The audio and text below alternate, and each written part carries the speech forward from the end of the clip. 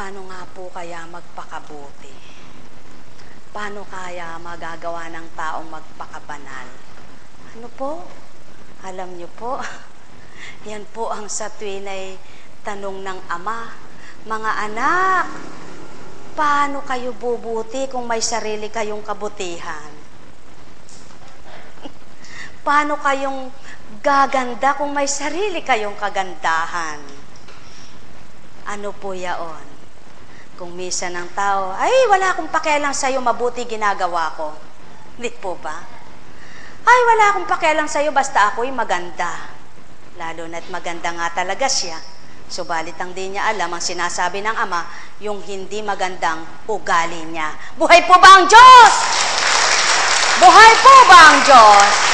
At siya ng pawang katotohanan, mga minamahal ko. Wala akong pakialam sa iyo. Napakagaling mo kang magsalita para sa iyo. Paano mo pa pong itutuwid yung wala siyang pakialam sa iyo?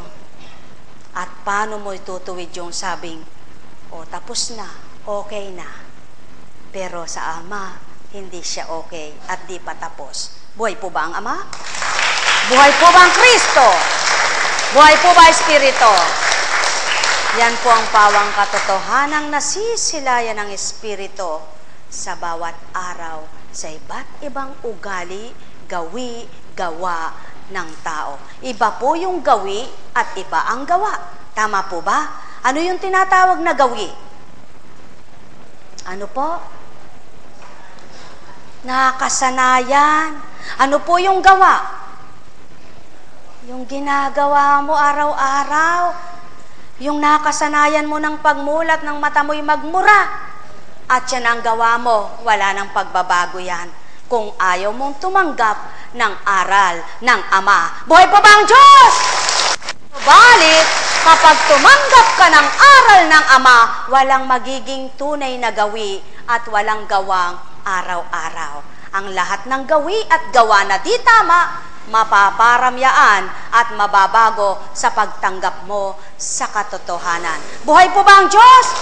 Sa katotohanan, ikaw ay tao lamang at maaari kang magkamali, kaya hindi maaring ikaw ay magaling sa lahat, mabuti sa lahat, maganda sa lahat, sapagkat ang Kristo man ay di nagturang akong pinakamagaling, at di nagturang ako pinakamabuti, at di nagturang ako'y pinakagwapo, kundi ang tinuran ay ang banal na aral. Ang may pandinig ay nakarinig. Buhay po ba ang Diyos? Buhay po ba ang Diyos?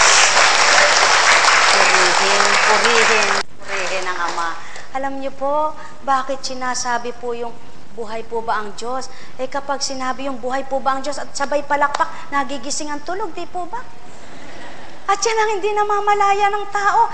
May gumagawa ang Ama, may ginagawa ang Ama na di nila namamalayan na anak niya. Yaon nga po yung, sulong tumindig nga kayo, tindig. Tindig nga po, tindig.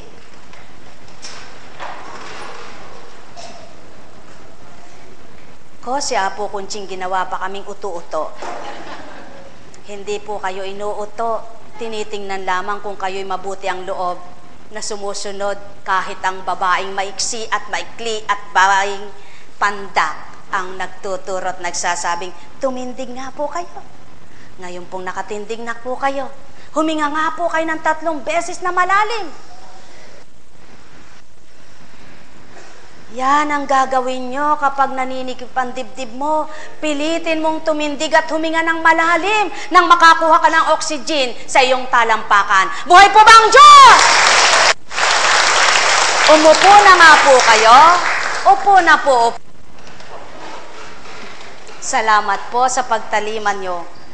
Ikiling mo nga ang iyong ulo sa kanan. O huwag magreklamo ang masakit ang liig. Yang apo kunching na yan, ginawa pa kaming mga bata. Ano kaya kat pinakikiling ang liig sa bandang kanan? Yan mga mahal ko. Kapag may naririnig kayong di magandang salita sa inyong kaliwa, ikiling nyo sa kanan ang inyong ulo. at pakinggan nyo ang panawagan ng Kristo. Sasabihin sa puso mo, anak akong pakinggan mo. Buhay po ba ang Diyos? At yan ang pawang katotohanan, mga mahal ko. Igalaw nyo nga po ang mga daliri nyo. Salamat po ang babait ng mga anak ng Ama. Anong nararamdaman ninyo sa mga ugat ng daliri nyo at palad? May naninikit po ba? May sumasakit po ba? Yan, mga mahal ko, tatandaan ninyo. Kapag nagkakaroon ng problema ang daliri mo, tumutugon yan sa balikat mo kapag pinabayaan mo. Ngayon, para hindi tumugon at umabot sa balikat mo, kaunti pa lang ang problema mo, igalaw-galaw mo na ito. Hindi yung inaasa mo sa gamot mo, lagok ka ng lagok ka ng lagok. Sabi, galok pa. Yan siya po kunching nabubulol. Opo, sa pananaw at pandaman nyo at pakikinig nyo. Subalit ito lamang ang tamang paraan sa galok. Gasaba pa ang galok, sabi nila. Mga kapatid, kahit isang galon ang lagukin yung gamot, kung wala po kayong pakinabang na pagtitiwala sa Ama, sayang ang isang galong gamot na yaan. Subalit wala ka mang galon na salaping gamot, ang pinambili mo'y salapi, kaya pong umandar ang ugat mo kapag kumilos ka't nagtiwala sa Ama. Ang pamamanhid mo'y mawawala. Sulong nga po. Ikot nyo nga ang kamay nyo. Nako, ang babait po talaga ng anak mo. Sabi ng iba, katanda ko na eka na ito, pinag-exercise pa akong parang sa eskwelahan. Opo, kailangan lagi kang mag-isip bata. At hindi ka dapat nangangatwirang matanda na ako, sapagkat di lahat ng matanda ay may mabuting asal at gawa. Subalit, kung asal ka mang bata sa oras na ito, makikinabang ka naman, sapagkat ang pulso mo ay sisigla, lalakas at magiging ganap ang ugat mong patungo sa balikat. Buhay po ba ang Diyos? At yan ang pawang katotohanan, mga mahal ko. Kaya yung sinasabing, humihina yata ang pulso ko. Parang wala kang laban ng pulso ko. Bakit nga baga? Samantalang punong-puno ng lamig ang pulso mo, kaya ang magneto mo ay humihina rin. Kaya anong dapat mong gawin? Kailangang yaan ay pagalawin. At huwag mong sabihin, aray ko, kasakit. Abot mo nga yan. Abot mo nga ito. Ginawa mong tamad ang sarili mo, samantalang maaring igalaw mo pa. Tao, ang katamaran kung misa'y nagdudulot ng karamdaman. Sapagkat kung di mo kayang igalaw ang iyong katawan, paano sasabihin sa'yo ng Ama, anak, lumaban ka? Maliban na nga lamang kung di ka na makahinga at di makatindig, wala nang magagawa ang sinumang kapwa. Buhay po ba ang Diyos? Mga kapatid, gayahin nyo nga si Apo Kunching. Para kayong bulate. Yan, mga kapatid ko. Igagalaw nyong ganyan ang leeg nyo upang ang spinal column nyo ay sumigla. At kung may nakaipit na ugat ito, maaring mabago at maging ganap na umandar pa. Buhay po ba ang Diyos? Mga minamahal ko, mapakapalad nyo.